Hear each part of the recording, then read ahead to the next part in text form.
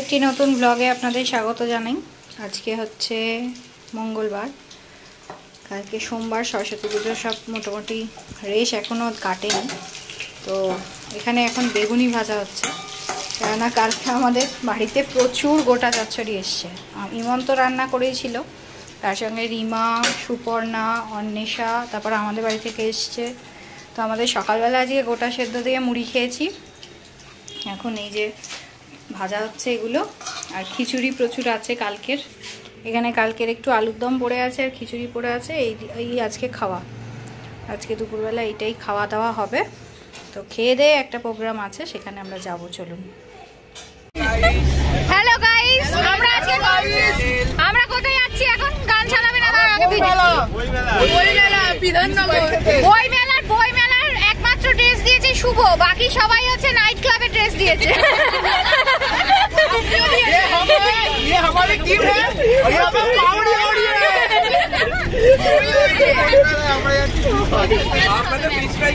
আমরা fish fry খেতে যাচ্ছি। এদিকে এদিকে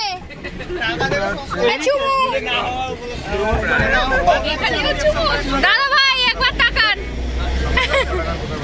দেখি টিনু, সিনাক্ষী।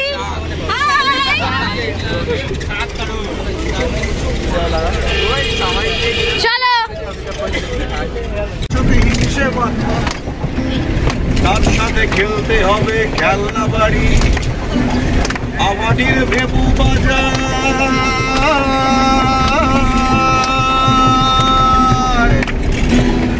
আমাদের ভেবু বাজায় এখনো কোন দোষী ছেলে, আমাদের ভেবু বাজায় এখনো কোন দোষী ছেলে, আমার রাখাল সাজা ওর লাল মাটির সরানে,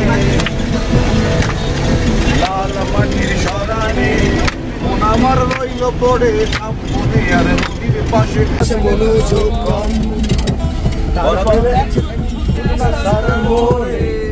দেখি সাইরেন মিস করা দোকানি দাদা গড়িতে দম, এরপর একরাশ কালো কালো ধোয়া স্কুল বাসে করে তার দ্রুত চলে যাওয়া, এরপর বিষণ্ণ দিন বাজে নামো নবীন অবসাদে ঘিরে আকাশে দীর্ঘদিন, হাজার কবিতা বেকার সবিতা, হাজার কবিতা বেকার সবিতা, তার কথা কেউ বলে না, সে প্রথম প্রেম আমার নীলাঞ্জনা, সে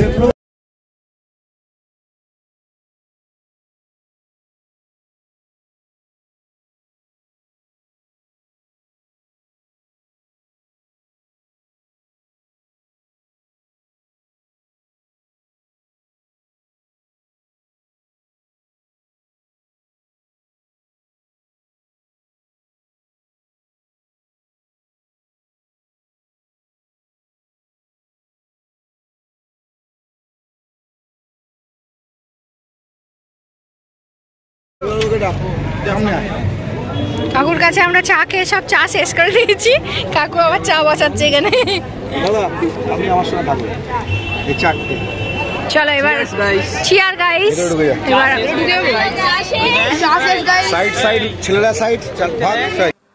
চা খাওয়া হয়ে গেছে, এবার আমরা বইমেলার দিকে আস্তে আস্তে এগিয়ে চলেছি। এখানে পার্কিং লট থেকে আস্তে আস্তে ওই পারে যাব। তো ঘটনা হচ্ছে, আজকে যারা আমরা এসেছি মোটামুটি 24 জন এসেছি, তাই অফিস থেকে এসে আমাদের এখানে যোগ দেওয়ার কথা। তো চলুন, মোটামুটি ভিতরে চলে এসেছি। প্রথম আমরা 1 নম্বর গেট দিয়ে ঢুকেছি, কেন 1 নম্বর গেট দিয়ে ঢুকে কিছু স্টল আছে 100 ঘরে, সেগুলোকে আমরা আগে ভিজিট করব। এবং তারপর অনেকগুলো স্টলই ইচ্ছে আছে ভিজিট করার, জানি না কতটা কভার করতে পারবো, কেননা আজকে আমাদের মা ফ্লাইওভারে আসার সময় উঠতে দেয়নি, যে কারণে অনেকটা দেরি হয়ে গেছে। আমরা চেষ্টা করি 4টে থেকে 4:30-এর মধ্যে এখানে এন্ট্রি করার, কারণ 8টায় যেহেতু অফিসিয়ালি এটা বন্ধ হয়ে যায়, অনেক স্টলই বন্ধ হয়ে যায় এবং অফিসিয়ালি এটা বন্ধ। তো প্রথম চলে এসেছি বুকলুক পাবলিকেশন। এইখানে এবছর প্রচুর সুন্দর সুন্দর বই বেরিয়েছে। এই যেমন হচ্ছে গুপ্ত হত্যা, বা এই যে বইগুলো দেখছেন, এখানে অনেকগুলো বই, যারা বই সম্পর্কে বা বইয়ের গ্রুপগুলোতে আছেন তারা অবশ্যই জানেন এখানে অনেকগুলো বিশেষ বিশেষ বই এবারে বেরিয়েছে। তো সেই কারণে ইমনের যে লিস্ট তার মধ্যে এটা ছিল।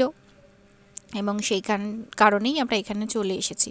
এখানে পরপর কয়েকটা নতুন ধরনের পাবলিকেশন আছে, যেগুলো খুব ছোট পাবলিকেশন, হয়তো সেইভাবে এখনও নাম করতে পারেনি, কিন্তু পাবলিকেশন থেকে যে বইগুলো বেরোচ্ছে, যেমন বেঙ্গল ট্রয়কা পাবলিকেশন, এখানেও খুব সুন্দর সুন্দর কিন্তু বই আপনারা পেয়ে যাবেন। যেগুলো এরা বাইরে হোর্ডিং দিয়েছে, সেগুলো কিন্তু সত্যিই খুব ভালো বই। আর এইখানে কালী মায়ের বোমা, আসলে কলেজ পাড়া খুব সম্ভবত এদের প্রকাশনা সংস্থার নাম। তো কালী মায়ের বোমা এবছরে এদের একটা বিখ্যাত বই বেরিয়েছে আর কি। তো সেই বইটা আমরা দেখছিলাম। তারপরে যাই হোক, এটা একজন নিয়েছে বলে আমরা আর নিলাম না, ওই ঘুরিয়ে ফিরিয়ে পড়া। তো এবারে চলে এসেছি আমরা বেঙ্গল ট্রয়কার আরেকবার। বেঙ্গল ট্রয়কার এই যে বইগুলো দেখছেন, কালান্তর বা এই যে বইগুলো, এগুলো ভীষণ ভীষণ এবারে হিট করেছে।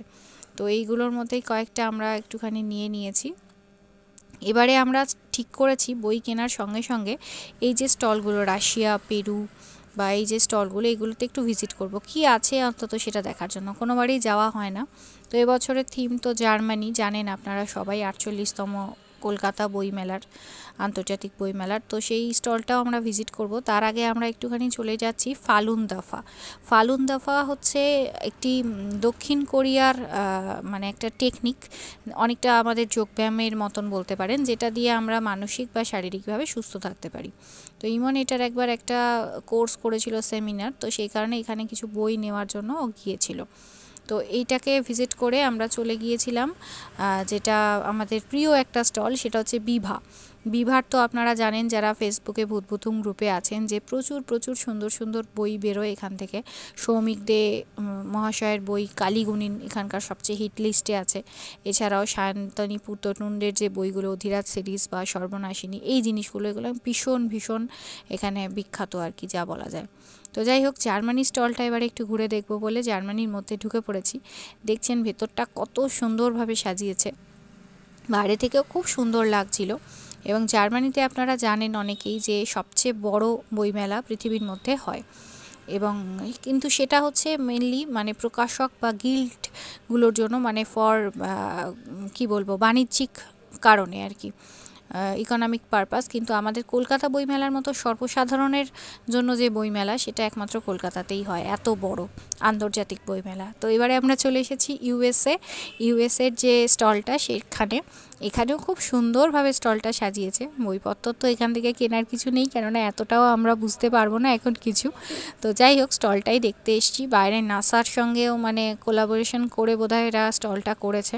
এবং প্রথমেই মনটা ভালো হয়ে গেল কল্পনা চাওলার ছবি দেখে, একজন ভারতীয় বংশোদ্ভূত যিনি হচ্ছেন মহাকাশচারী। তো তার ছবিটা দেখে সত্যিই মনটা ভালো হয়ে গেল।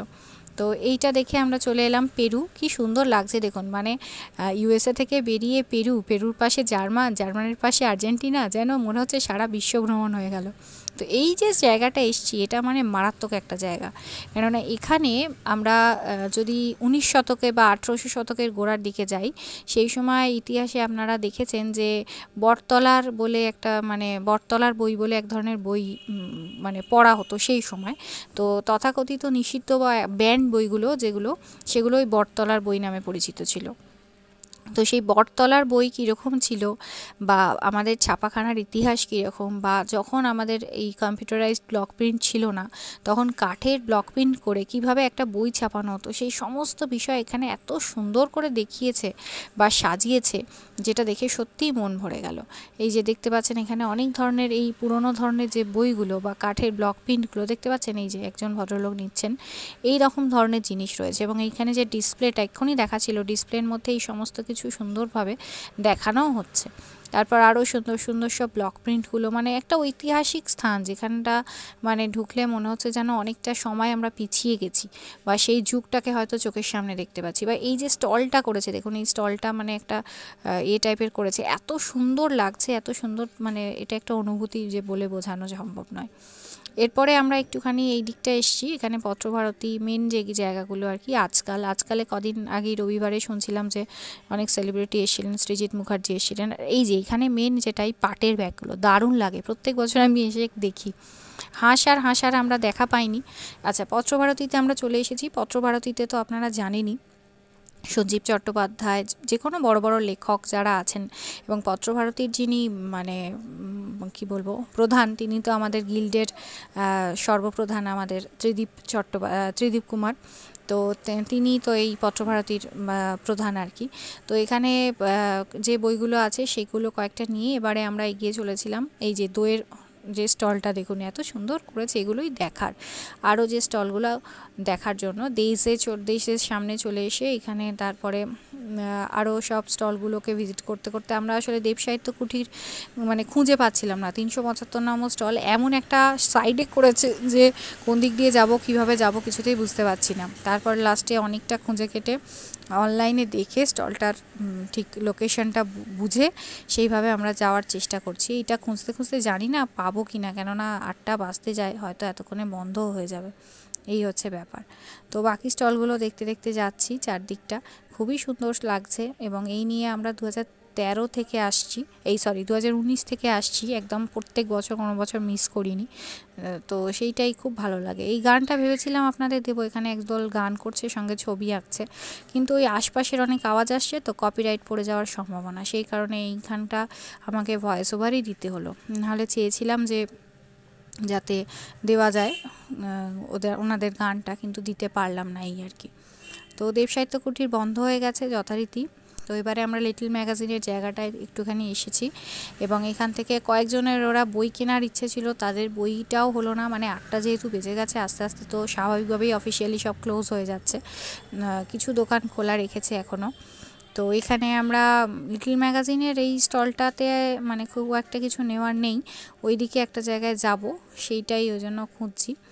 তো এখানে চলে এসেছি, মাথা মোটার দপ্তর। এইখানকার কিছু বই ইমন নিয়েছে, আমি পারলে মানে ভিডিও করব ওটা নিয়ে আলাদা করে।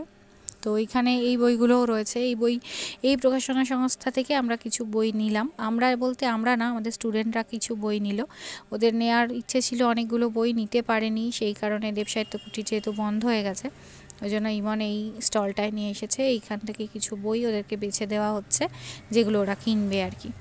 তো এরপর লাস্ট জাগবাংলা স্টল, এটা বন্ধ হয়ে গেছে, খুব সুন্দর লাগছিল, এবছর থিমটা অন্যরকম করেছে, এখানে আবার সরস্বতী পুজোও হয়েছে দেখুন, সে এক বছর দুর্গা করেছিল, তো এটা খুবই সুন্দর লাগছে, এখানে ফাংশানও হচ্ছিল। আর এই যে দেখতে পাচ্ছেন এখানে সরস্বতী ঠাকুর পুজো হয়েছে, আর এবারে কুঁড়ে ঘর টাইপের করেছে, দারুণ লাগছে। এই ভিতরটা না খোলা ছিল, ভিতরে অনেক বই ছিল, দেখা যেত, কিন্তু এখন তো 8টা যেহেতু বেজে গেছে, অফিসিয়ালি ক্লোজ হয়ে গেছে। তো চলুন এবার আমাদেরও আস্তে আস্তে বেরোতে হবে। মোটামুটি আমরা আবার পার হয়ে পার্কিং লটের দিকে যাচ্ছি, এবারে গাড়িতে ওঠার পালা। সব ছড়িয়ে ছিটিয়ে আছে, সবাইকে ফোন করে বলে দেওয়া হয়েছে যে চলে এসো পার্কিংয়ে, কারণ এবারে আমরা গাড়ি ছাড়ি। এবারে তবু অনেকগুলো গাড়ি দেখা যাচ্ছে। হ্যাঁ, কিন্তু আমরা প্রত্যেকবার যখন পার্কিং লটে আসি তখন শুধু আমাদের গাড়িটাই পড়ে থাকে। দেখুন দেখুন সেই দূরে কোণে একদম দাঁড়িয়ে, হ্যাঁ একবারে দূরবীন দিয়ে দেখতে হবে, কোণে দাঁড়িয়ে আছে আমাদের গাড়ি রাজার মতন।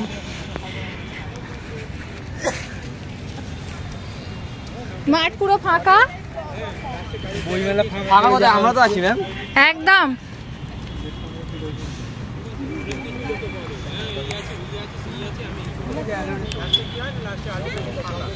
আমাদের সঙ্গে কচুরি আর আলুর দম ছিল। ঘটনা হচ্ছে এত খিদে পেয়েছিল, সঙ্গে ডিম সেদ্ধও ছিল যে খাওয়ার সময় আর ভিডিও করা হয়নি। তো যাই হোক, এবার বাড়ি ফিরছি। ভিডিওটা যদি ভালো লাগে লাইক শেয়ার কমেন্ট করতে ভুলবেন না, আর যারা আমার চ্যানেলে নতুন তারা প্লিজ চ্যানেলটা একটু সাবস্ক্রাইব করে দেবেন, আর পাশে থাকা বেল আইকনটা প্রেস করে দেবেন। চলুন দেখা হচ্ছে পরের একটা ব্লগে, ভালো থাকবেন, টাটা, আর আলোর বাহার দেখতে থাকুন।